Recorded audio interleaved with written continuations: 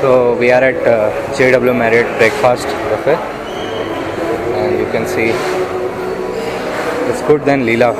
I say it's good. Mumbai noodles star.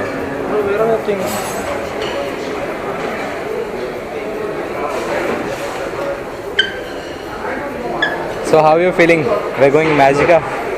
Bro, Magica. I'm waiting for that only. One thing, guys. Android Pirate of United.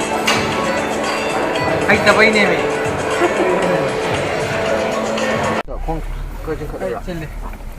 So let's go, IMAGICA.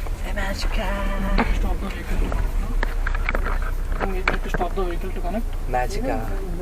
Let's go. Have some fun. Where is IMAGICA? How are you feeling? Nice, exciting, yo!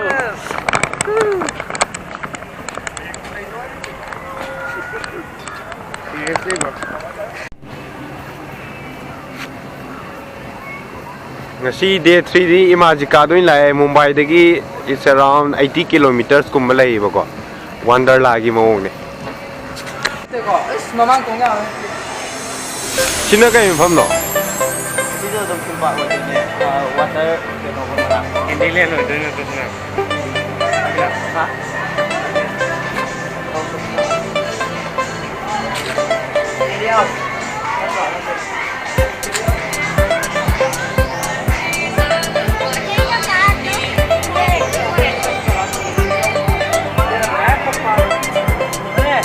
Angang ka puwi di haraun lo ni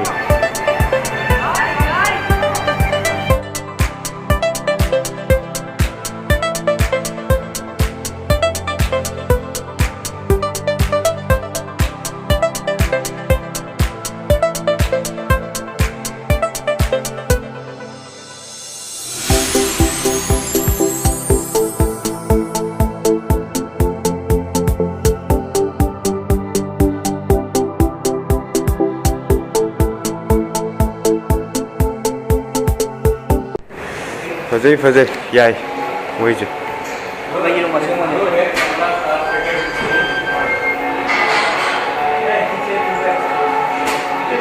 Wow.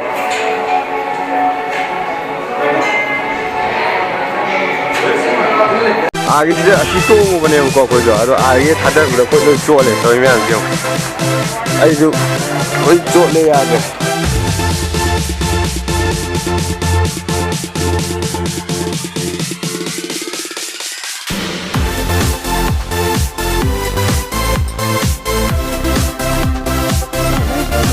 Mapam atopa na yan ay kano camera battery low di bagi ko mana bagi phone lagi flip daw ay na okay let's go ngasi yam nungai tabam na video se manung da yam nungai ba ko akoi gi 3D gi oi ba dagi pulap lay ba do video number ya da ba se manung da mapan thola ga na mana tadi upai leite si su phadi phaje mafam se phaje do India की base ने वैसी ना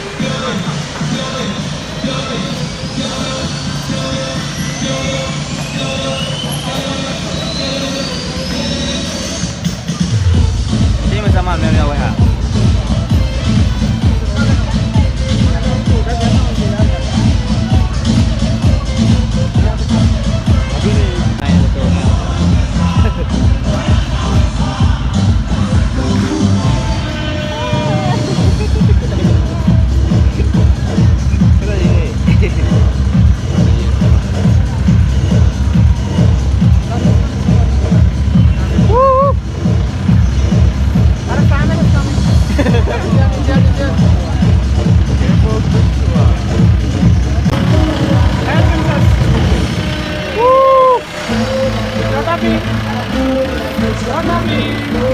Your friend is Sai and Rajkumar from Manipur Northeast.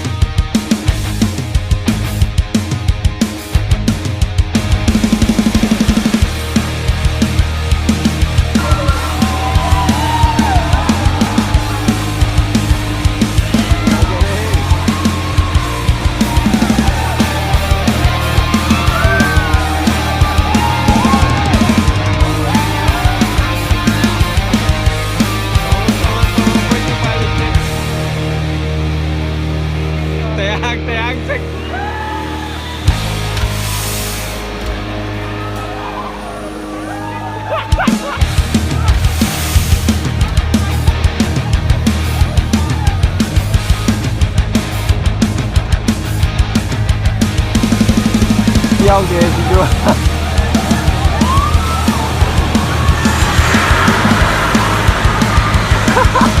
Trời anh xanh kia rồi đấy.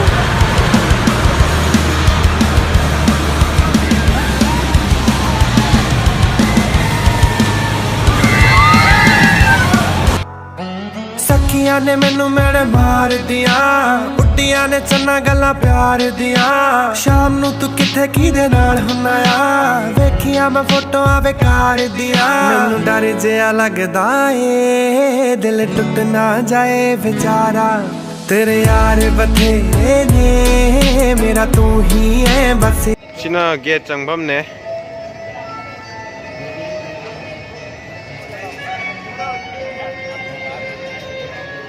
Nungdang waram ore. Sina snow gi ne.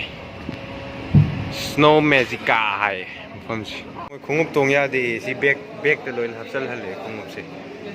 Aduga socks tong na changgadaba.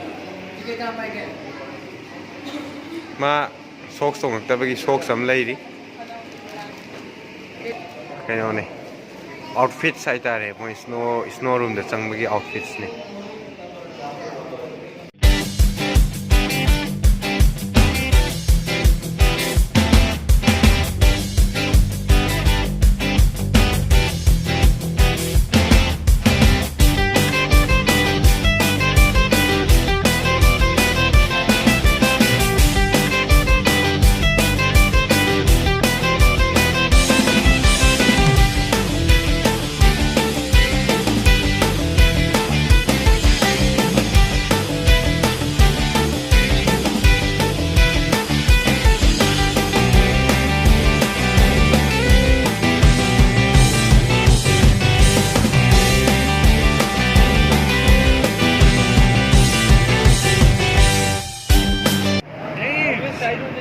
Isna saba kay nung akta ni.